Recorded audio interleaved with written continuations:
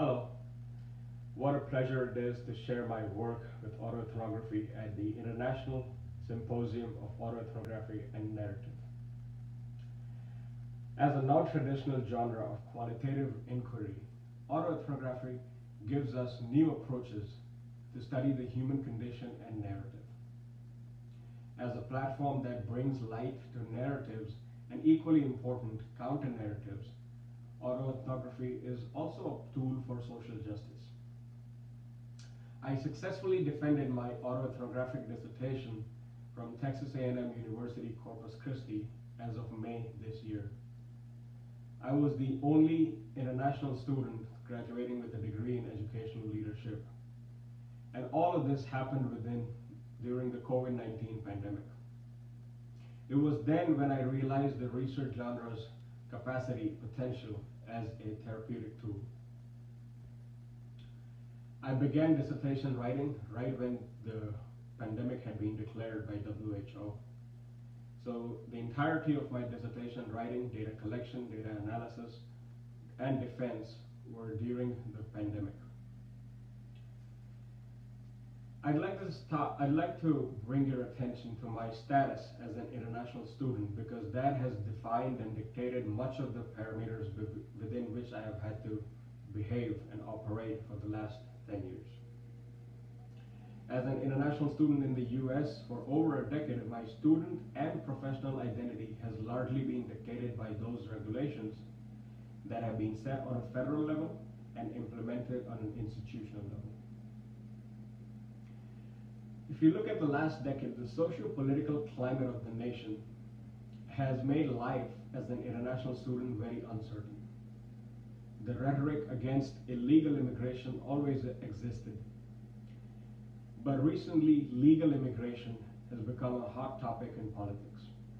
While this serves the ideas and interests of politics and politicians, it makes lives for over 1 million international students in the US quite hectic. Add on to this the international travel bans brought about by the pandemic, the increased hate crimes against the Asian American community, the lack of community and mentorship due to social distancing. I wrote my dissertation at a time when I did not have access to the library, at least physical access to the library. I wrote my dissertation at a time where I did not have physical access to my dissertation chair or my committee members. The classes were online, and so was dissertation writing. Add on top of this the lack of medical and civil resources for my family back home in a developing nation. And then the collapsing job market, which would affect any and all possibilities of me getting a job after dissertation. All of these factors combined had made dissertation writing a very dark phase of my student life. I realized later on, as I reflected on my writing journey, that my writer's block was not organic. Instead, it was manufactured by me to delay the writing process. I received all 3 of my degrees from the US, undergraduate, master's, and doctoral. After finishing my doctoral degree, the goal was to get a job that would allow me to stay in the country and continue my immigrant status. This being a terminal degree got me to a position that if I wasn't able to secure a job, I would have to go back home. Now, there's a lot of logistical issues with this situation. There's nothing wrong in going back home, but then you return home as, for the lack of a better word, failure.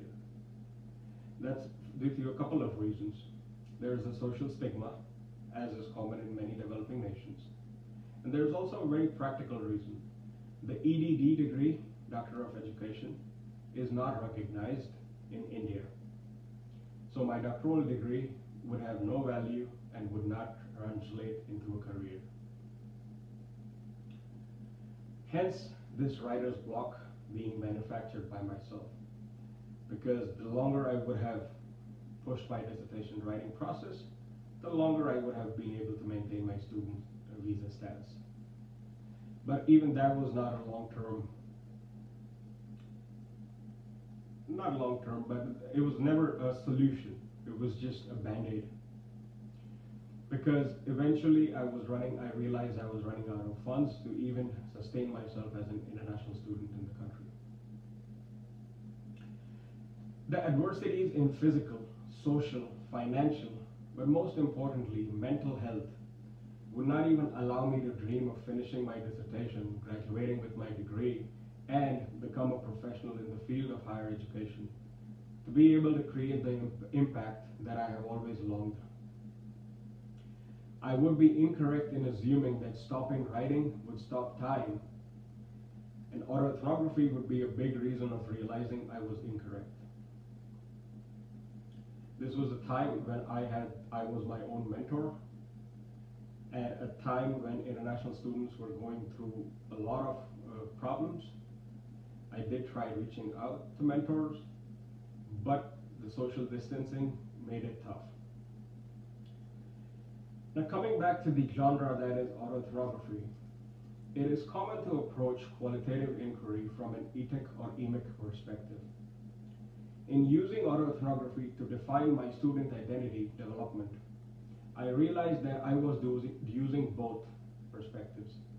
I was an insider and an outsider towards my study. Analyzing oneself over a decade requires complex data collection and analysis, along with intricate reflection and reflexivity. To reveal deep personal narratives that portray vulnerability, I collected data from my present life as an insider, my then present life, but I also had to look upon my own life in the past from the lens of an outsider to get the whole picture. We get so busy living our lives that we never get to see ourselves living those lives. We are the most important characters in our stories. Our relationships, our decisions, and our consequences are all important to us because we are our own protagonists. The methodology of the dissertation required me to reflect on my own life, and while that is an emotional roller coaster, it was therapeutic. For the first time ever, I was a spectator in my own life. To go over the decisions that I had made in my life and see where they brought me was helpful. Sometimes we are too close to the pieces to see the bigger picture of the puzzle. The reflexivity of the autoethnographic process allowed me to analyze my relationships, both professional and personal, my social capital, my dreams and hopes, and the costs I had been willing to pay for those dreams. In what can be called the darkest phase of my student life, this research genre allowed me to be resilient and push forward, just because it made things much more clearer for me. It gave me motivation because through it, I was able to see my positionality much better. In addition to being an exciting research genre, a social justice platform, autoethnography is a way of empowering ourselves by allowing us to stare at ourselves in the mirror till we see the reality present in the core of the story. Thank you.